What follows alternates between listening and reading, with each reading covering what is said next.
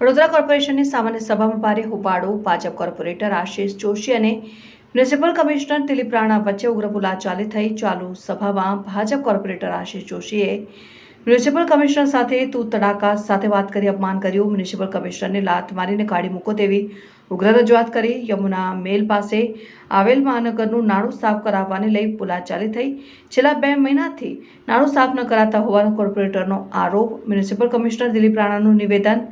Tender પ્રક્રિયા ચાલી રહી છે. ટેન્ડર પ્રક્રિયા પૂર્ણ થયા બાદ કામ થશે. કોર્પોરેટર વારંવાર ઉગ્રતાથી રજૂઆત કરી અપમાન કરે છે.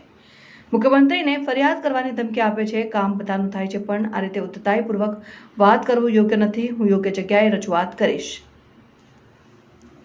આજરોજ સર સયાજીરાવ સભાગૃહમાં મળેલી સામાન્ય સભામાં વોર્ડ નંબર 15ના કાઉન્સિલર શ્રી આશિષભાઈ દ્વારા તેમના વિસ્તારમાંથી જે મહાનગરનું નાળું પસાર થાય છે, જે લગભગ 4 થી 5 વોર્ડને અસર કરનાર વિસ્તારને આવરી લેતું આ નાળું છે, અને આ નાળું છેલ્લા 30 વર્ષમાં સૌ પ્રથમ વખત જ્યારે એનો સ્લેબ તોડીને સફાઈ હાથ ધરવામાં આવી છે, ત્યારે એમના દ્વારા રજૂઆત કરવામાં આવી કે અત્યારે પણ ત્યાં ધસમસતા પાણી વહી રહ્યા છે. પરિસ્થિતિની ગંભીરતાની રજૂઆત લાગી એટલે મેં એમના દ્વારા રજૂઆત કરવાની શરૂઆતમાં જ મારા દ્વારા એવું પણ કહેવામાં આવ્યું કે આજે આપણે સભા પૂર્ણ થયા પછી આપણે વિઝિટ કરીએ અને જોઈએ કે ટેકનિકલી જે કરી શકાતું હોય તાત્કાલિક એ કરીએ.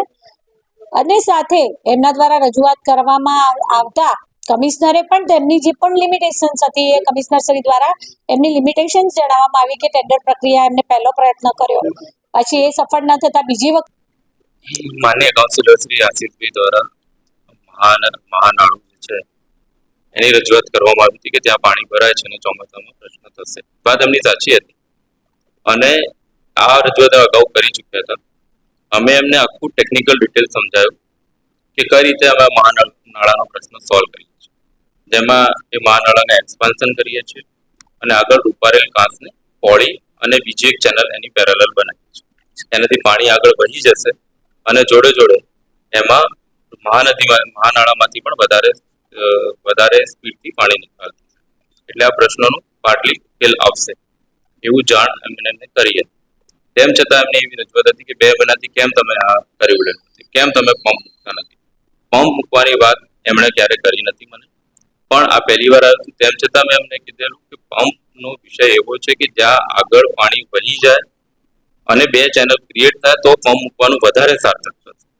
તેમ છતાં એમને એમ કીધું કે 2 મહિનાથી તમે કેમ આ કામ કરતા નથી, પણ 2 મહિના કામ ટેન્ડરમાં હતું, પ્રોસેસ થયું, ફાઇનલ થયું છે. કામની અવધિ 2 મહિનાની જ છે અને પતી પણ જશે કામ ચોમાસા પહેલા, એવું મેં પહેલા પણ કીધેલું છે.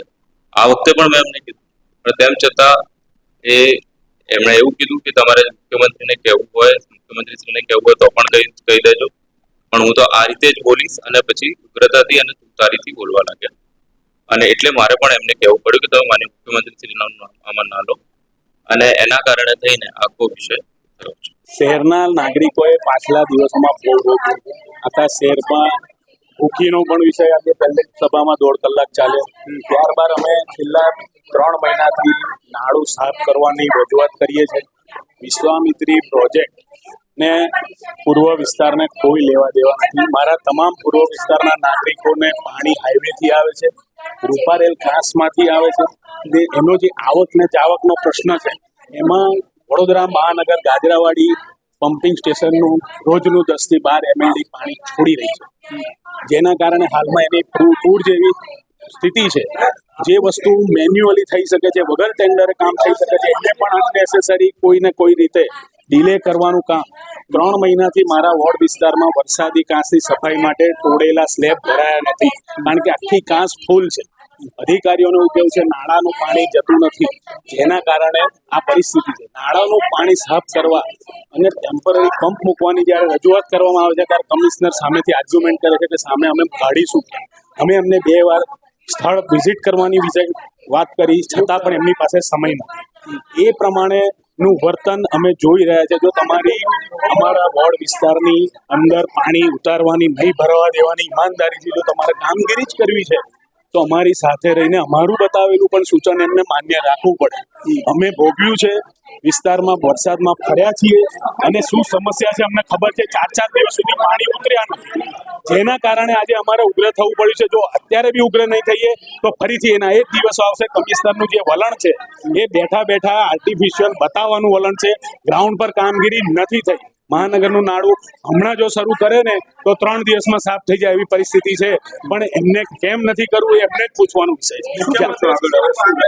મારે સ્પષ્ટ કહેવું હતું કે તમારે અમારી ફરિયાદ જો મુખ્યમંત્રીને બી કરવી હોય તો કરી શકો છો, કારણ કે સાચી વાત હજુ સુધી મુખ્યમંત્રી સુધી પહોંચતી નથી કે કોર્પોરેટરની શું વેદના છે, કોર્પોરેટરને પબ્લિક કયા ભાષામાં બોલે છે એ એમની સુધી નથી પહોંચતી. એ મારી ફરિયાદ કરશે ત્યારે મને પણ મારો પક્ષ મૂકવાનો મોકો મળશે અને જે સત્ય હકીકત હશે હું એમને પણ સ્થળ પર લાવીને બતાવીશ. અગાઉના કમિશનરો જેણે પણ નથી સાંભળ્યું એની પર આ જ પ્રમાણેની ઘણા કોર્પોરેટરે ધમકીઓ આપેલી છે, જે મેં સાંભળેલી પણ છે. આ પરિસ્થિતિ છે, શાસક પક્ષ છે, અમારી સત્તા છે, છતાં બી એટલે જ મારે કહેવું પડ્યું છે કે મુખ્યમંત્રીને કહો અને ફરિયાદ કરો તો ખબર પડે કે મુખ્યમંત્રીને કે આ પરિસ્થિતિમાં તમારો કોર્પોરેટર જીવી રહ્યો છે.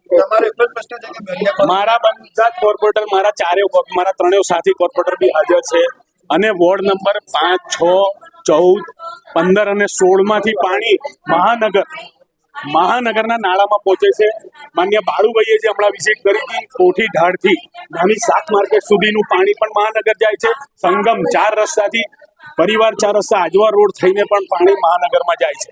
આટલા મોટા વિસ્તારનું પાણી જો જતું હોય તો એ વ્યક્તિએ સિરિયસ લઈને અમારી સાથે આવવું પડે, પણ આથી નથી આવતા. અને આજે જ્યારે અમારે રજૂઆત કરી ત્યારે મેયરશ્રી અમને ખાતરી આપી કે હમણાં અમે સ્થળ વિઝિટ કરીશું.